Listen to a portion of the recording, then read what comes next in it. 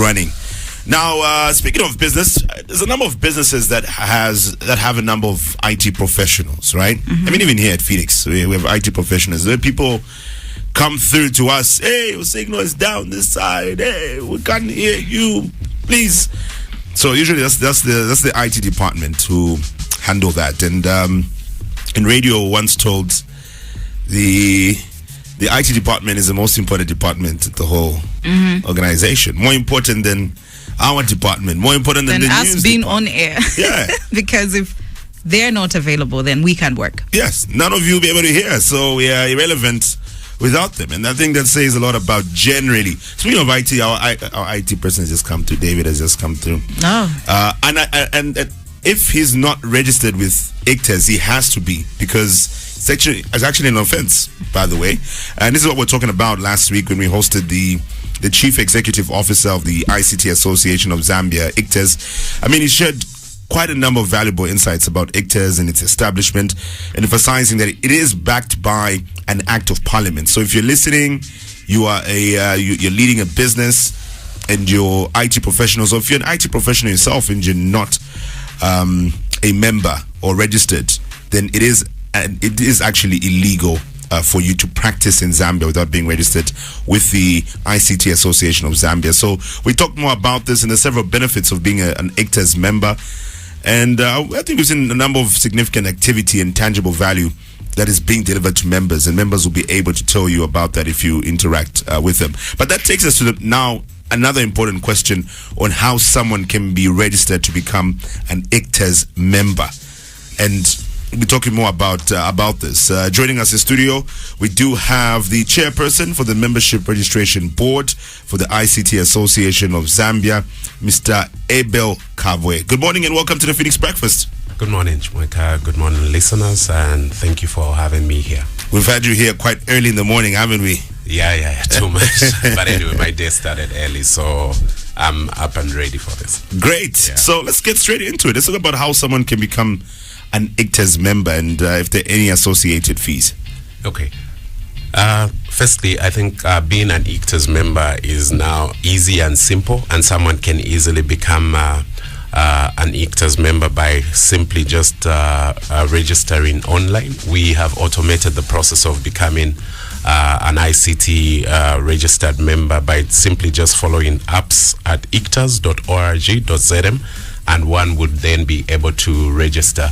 And once they register there, then the application goes through the process of vetting and verification that the details that they've put there are actually correct, and they do indeed qualify to become an ICTAZ member. What it also entails in the registration process is that we are now able to register members into various different categories.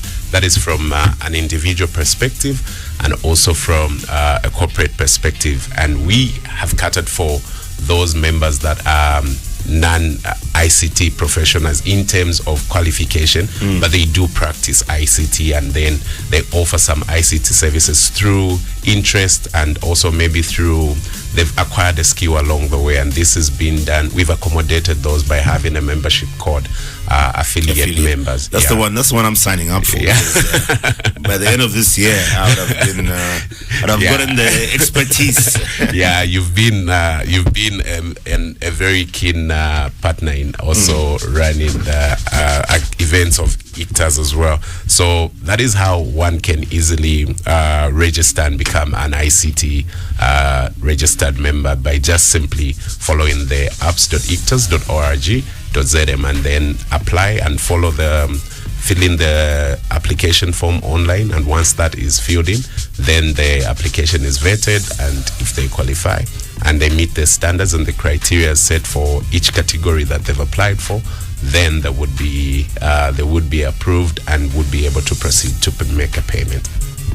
All right. Now, before we wind up, just quickly, especially for those, maybe you can talk about this, especially for those that missed out on the first episode. What exactly is the ICT Association of Zambia? Well, thank you so much. The ICT Association of Zambia is a statutory regulatory body that is established by an act of parliament to register and regulate ICT professionals in Zambia. the law requires that for one to practice, there must be a registered member, and the ICT Association is there to ensure that we have ethical professionals in the ICT industry in Zambia, and ensure that the people that are practicing are indeed registered and certified to practice in Zambia. So basically, we are just a regulatory body that is there to ensure that we regulate the ICT industry in Zambia and have ethical people practicing ICT in Zambia. All right, great. Mr. Kabwe, thank you so much for joining us this morning on the Phoenix Breakfast. All right, thank you so much. And my last appeal would just be that it is illegal for one to practice ICT, and let's ensure that we register. It's illegal for one to practice ICT without registration or engaging. You have to contextualize it like, oh, it's illegal now. I can't study. No. We have to ensure that we are registered and we engage only registered ICT professionals. Thank you. All right, great. We've been joined by the chairperson for the Membership Registration Board at the ICT Association of Zambia, Mr. Ep02, this morning on Talking ICT with ICTAZ. Look out for the next edition next week, Wednesday at 6:35, as we delve into more conversations surrounding the ICT Association of Zambia.